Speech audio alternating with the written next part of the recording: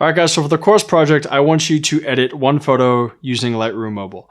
And once you've edited that photo, go ahead and post the before image and the after image in the course project down below. So go ahead and do that. That's a great way for us to weigh in and see your style, and it's a great exercise for you as well. One thing I do recommend, if you want to take it a step further, is to actually take that photo and edit it in 2, 3, 4, or 10 different ways and post all of those, That's awesome because you can get really crazy with your different edits. You can do maybe a realistic edit, a crazy stylized edit, an abstract edit, whatever.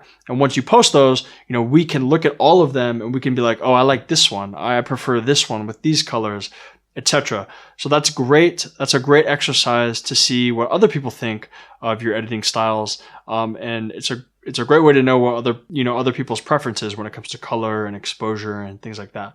So please take the time to do that. It's a great way to interact with me and interact with other students in the course. And once you do post your student project, go through and look at the other projects as well, because that's a great way for you to see what other people are doing and how they're digesting the course information, etc. So please go ahead and do that. Post one before, one after image, and I can't wait to check them out. If you do want to take it even a step further, you can explain about the edits, why you chose those colors, why you chose it to be that way, and then the story behind the image. That takes things one step further and allows you to engage with the content even more. But either way, at least post the before and after, and I can't wait to check those out. With that said, let's move on to the next section.